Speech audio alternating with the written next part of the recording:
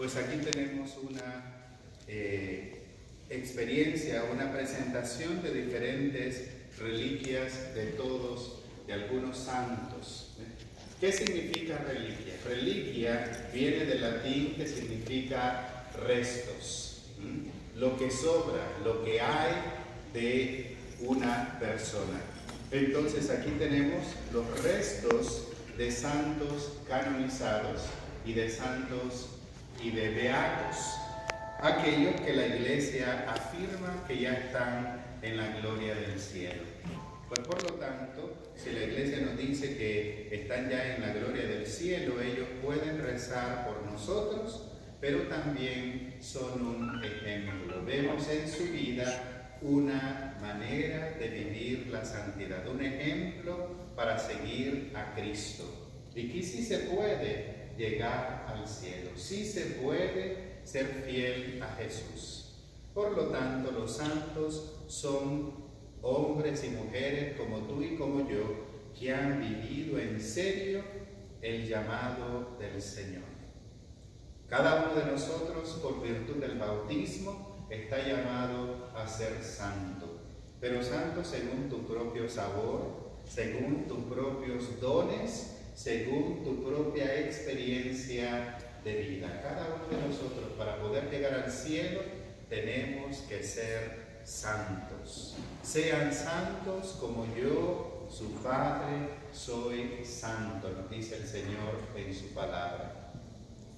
La Iglesia desde los primeros siglos ha venerado los restos de los santos.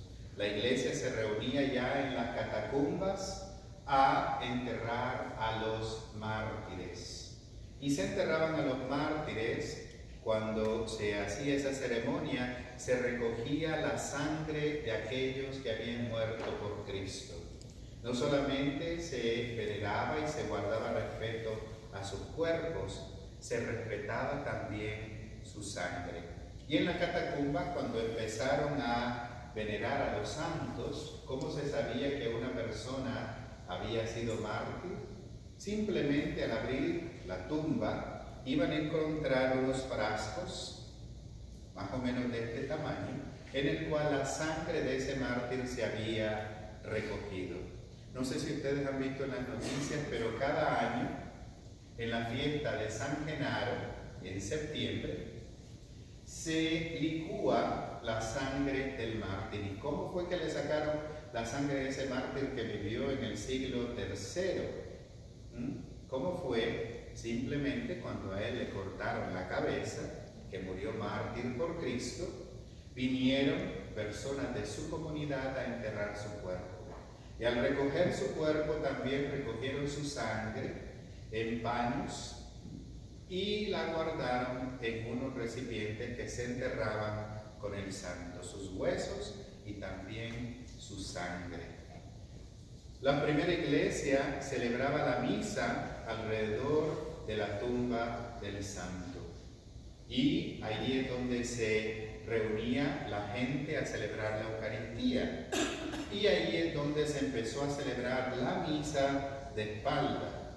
La tumba del mártir estaba aquí y en vez de darle la espalda al mártir, hablándole al pueblo, la iglesia se volteó y empezó a celebrar de espalda hacia el oriente.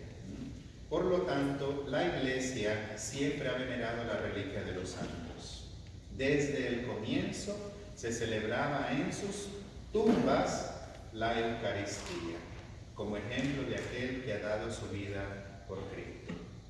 Las reliquias, hay tres tipos de reliquias que la Iglesia venera. Primero, el cuerpo completo de un santo es algo verdaderamente reverenciado por la Iglesia. Esa es una reliquia insigne, una reliquia respetada, que para que sea transferida de un lugar a otro tienen que pedir permisos grandes a la causa de los santos. Pero hay reliquias más pequeñas, como la mayoría que tenemos acá, que son reliquias devocionales.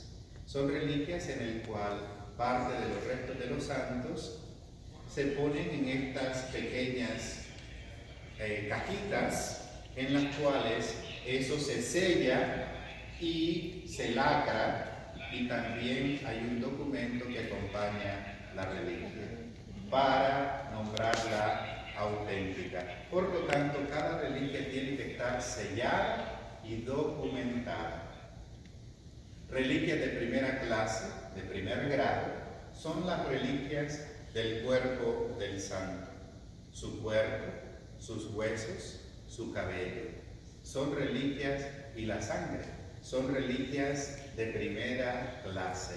Aquí tenemos reliquias de primera clase, por ejemplo, tenemos de Juan Pablo II, tenemos cabello y tenemos una gota de su sangre. De la Madre Teresa tenemos una reliquia de segundo grado, que es parte de su hábito. Tenemos también reliquias de tercera, son las que ustedes pueden hacer al venerar una reliquia. Si tocan un rosario a alguna de las reliquias, ya sea de primera o de segunda, se convierte en una reliquia devocional de tercer grado. ¿Ves? Así que sí, por eso aquí hay estampitas para que la toquen a las reliquias y se lleven una reliquia de tercer grado, algún crucifijo o algún rosario o alguna medalla, algún escapulario que ustedes anden, lo pueden tocar a la reliquia de los santos y se convierte en una reliquia de tercer grado. Las reliquias nos recuerdan esa parte humana nuestra. Nosotros necesitamos un abrazo, un beso, nos proveemos votos, tenemos que oler, sentir, y las reliquias nos ayudan a, de una manera física, ver que esta persona existió. Eso es lo primero. Que esta persona existió, que no es un cuento de hadas. Esta persona existió y aquí tenemos sus restos.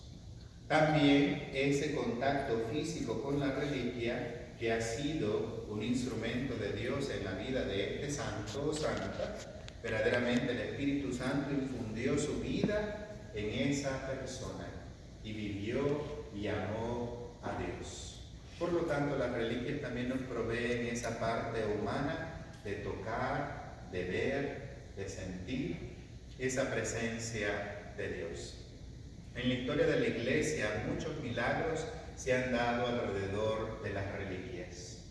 Por ejemplo, nuestro santo patrono, San Hugo de Lincoln, que por aquí tenemos su reliquia. Es una reliquia de primera clase, una reliquia que es un hueso de San Hugo, nuestro santo patrono.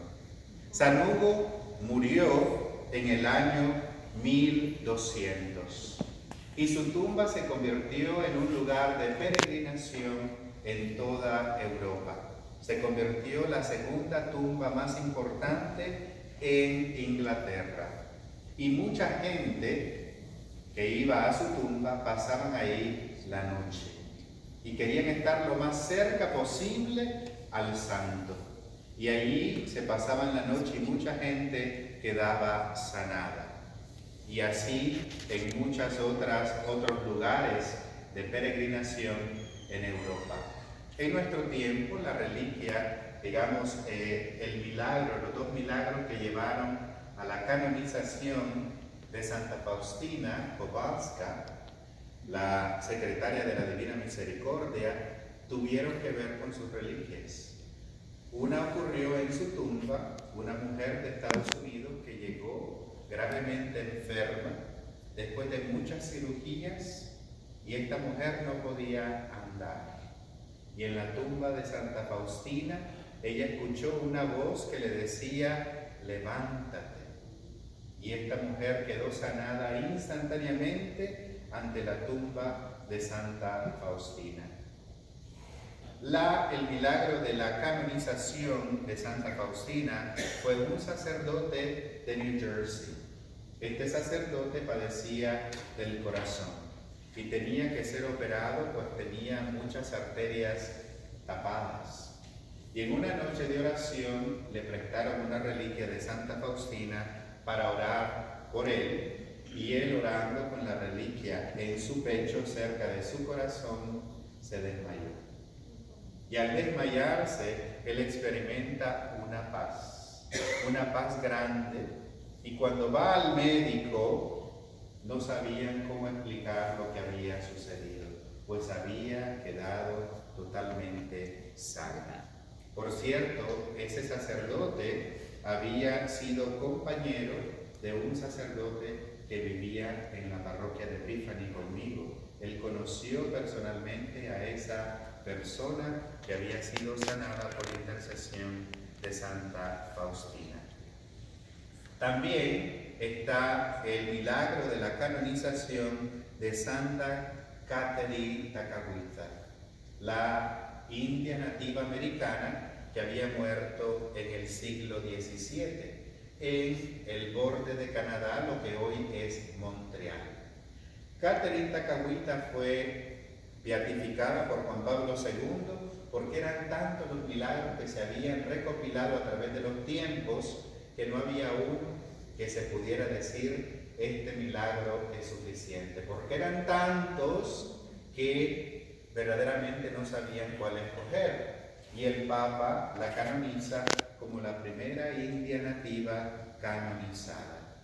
Pues recientemente, en el año 2006-2007, un niño estaba jugando básquetbol, un niño más o menos de 5 años, y estaba jugando básquetbol en una plaza, y el niño cae al suelo y se rompe el labio en el juego de básquetbol.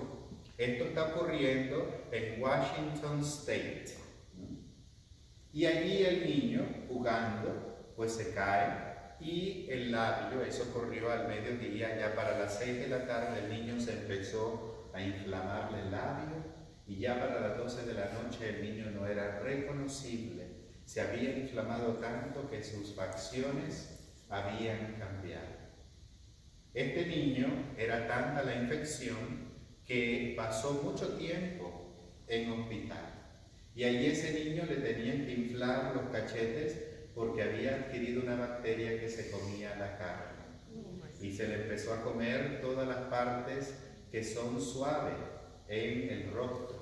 Se le empezó a comer los labios, se le empezó a comer parte de la nariz, se le empezó a comer parte de los ojos, de la parte externa de los ojos, y este niño estaba bien grave. Ningún antibiótico parecía resolverle y calmarle la infección. Una noche estaba ya el niño muriendo y llaman a la parroquia local diciéndole: Padre, tenemos a este niño enfermo que necesitamos que venga a ungir y venga a orar con sus padres. Y el padre había tenido un día bien largo y le dice: ¿pudiera yo llegar mañana para ungirlo y visitarlo? Le dicen: no, padre, si usted no viene hoy, este niño no lo encuentra mañana. El padre llegó al hospital y se dio cuenta que los padres de ese niño eran nativos americanos. Eran de la misma tribu que Catherine Takakwitha. Y le dice: pídanle a la beata Catherine Takakwitha, ya que ustedes son de su misma tribu. Pero ellos nunca habían escuchado de Catherine Takakwitha. Resulta ser que el esposo, el papá del niño, tenía una tía que era monja, y la tía monja conocía a otra monja que se llamaba Catherine. Y esa monja tenía una reliquia de primer grado de Catherine Takakwitha. Llaman a la tía monja y la tía monja llama a la otra monja que viene al hospital a rezar por el niño. Mientras tanto, la parroquia estaba haciendo oraciones por el niño, pidiéndole a Catherine Takakwitha su intercesión. La monja llega y le pone las reliquias al niño en los pies, en la cabeza, en las manos, en su corazón, en todo su cuerpo. Al salir del hospital, la infección había cesado. Dice que la monja no había ni llegado a la puerta del hospital cuando el niño estaba, la infección había parado. Los médicos no se explicaban cómo es que había eso ocurrido. Pues ese milagro después fue verificado por la ciencia, fue estudiado por la causa de los santos bien detalladamente y se llegó a la conclusión que no fue labor humana, que eso fue intercesión divina por la causa, por la intercesión de Kateri Takahuita. En el 2012, en octubre del 2012, fue canonizada Kateri Takahuita. Tuve yo la bendición de estar en esa canonización. ¿Y quién estaba ahí? El niño que había sido sanado por Kateri Takahuita, sus padres, y verdaderamente un gran regocijo por la sanación que el niño había recibido. Ya el niño en ese entonces tenía 12 años. Y el niño todavía ya es adolescente y él proclama el milagro que recibieron por intercesión de Kateri Takahuita. Otro milagro para que miren lo que es el Señor. Marianne Hope, que también fue canonizada en esa misma canonización de Kateri Takahuita, una monja alemana que viene aquí a Estados Unidos a los 3 años y se convierte en religiosa. Cuando en Malakai, en Hawái, estaba San Damián de Malakai muriendo, ya él había contraído la lepra y estaba a punto de morir, mandan a preguntar a más de 50 órdenes religiosas si quieren venir a ayudarle a Damián de Malakai y a tomar su puesto. Ninguna orden religiosa quiso responder. Imagínense 50 en todo el mundo. Y Marianne, que estaba en Albany, en Nueva York, le tocan la puerta y ella dice, sí, nosotros vamos, nosotros vamos. Las monjas tenían un gran miedo porque sabían que si iban a morir de lepra, una enfermedad muy dolorosa. Así que estaban con miedo las monjas. Pero la Madre Marianne les dice, no tengan miedo. El Señor me ha revelado que ninguna de mis hermanas va a morir de lepra. Y eso así fue. Marianne se dedica al cuidado de los leprosos, llega ya al punto de que está presente en el funeral de San Damián de Malakai. Ella lo prepara para bien morir. Y ella queda a cargo y ya muere de una edad avanzada, muere Marianne de Malakai y está enterrada en Malakai. Pasa el tiempo y la beatifican Juan Pablo II y después ocurre el milagro de su canonización. ¿Y cuál fue ese milagro? Una de las monjas de esta beata había traído tierra de su tumba en una bolsita, como que fuera una almohadita o una carterita. Allí ella la había llenado de tierra. Y ella estaba en un hospital y estaba esta paciente enferma del hígado, del páncreas, un cáncer en el páncreas grave, ya a punto de morir la mujer, que por cierto no era católica, era protestante. Y la monjita llega a rezar por la mujer y lleva la bolsita de tierra traída de la tumba de la beata Marianne de Malakai y la pone en el cuerpo de la señora, ora y milagrosamente esa mujer queda sana, que por cierto ella también llevó las reliquias de la Madre Marianne el día de la canonización, el mismo día de Kateri Takahuita, el mismo día que estaba ese joven que había sido sanado, llevó esta señora las reliquias de Marianne de Malakai. ¿Qué nos enseña todo esto? Que los milagros todavía existen, que los milagros todavía Dios actúa en nuestras vidas. Solamente hay que tener fe. Pero tener fe verdaderamente como un niño, como un pedacito de mostaza, como un granito de mostaza nos pide el Señor. Y pedir con fe y con insistencia No crean que fue solamente una pequeña oración que hicieron. Fue una oración de corazón, desde lo más profundo, pidiendo la sanación de esas personas. En la canonización, la beatificación de Juan Diego ocurrió con la televisión, lo mismo que Juan Pablo II. La beatificación de Juan Diego estaba siendo transmitida por televisión. Y el Papa Juan Pablo II estaba en México. Y ese día de la beatificación, una señora estaba viendo, estaban ya los anuncios y preparaciones para la beatificación. Su hijo, que es un muchacho americano, nacido aquí de padres mexicanos, había ido a vivir a México. Y este muchacho, en un desespero, se lanzó de un sexto piso. Al lanzarse del sexto piso, la mamá venía bajando por las escaleras pidiendo la intercesión de Juan Diego. Juan Diego, Juan Diego. Cuando la señora llega, ya tienen al hombre tapado para que ella no vea, porque el cráneo se le había reventado. Una ruptura que no podía sanarse. Lo llevan a la ambulancia y el día de la beatificación de Juan Diego, mientras estaba ocurriendo la consagración de la misa, seguían rezándole a Juan Diego. Los médicos le habían dicho a este joven: no va a vivir, y si vive va a ser un vegetal. Pues resulta ser que en medio de ese momento de la canonización, la estaba pasando por televisión, la beatificación, el joven pide algo para comer. Y los médicos no se explicaban cómo este joven había recuperado su salud, el cráneo se le había sanado, y cómo eso se podía explicar. Y ese fue el milagro de la canonización de Juan Diego.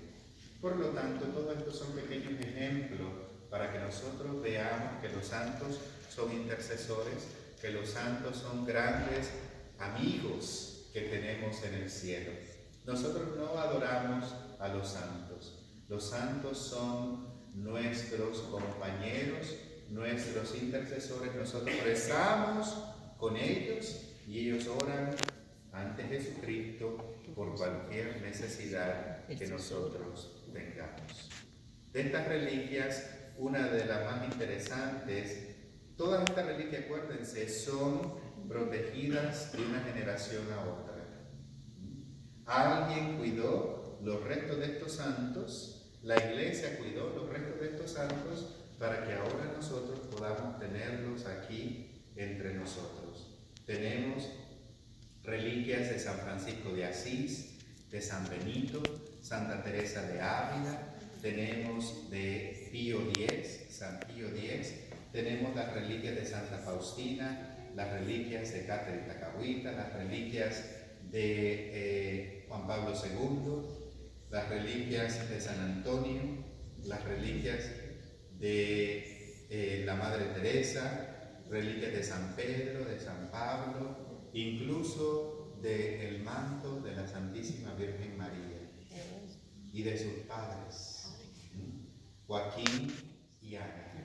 También las reliquias de María Magdalena, reliquias de San Bartolomé Apóstol, reliquias de Auschwitz, el lugar del campo de concentración donde murió San Maximiliano Kolbe.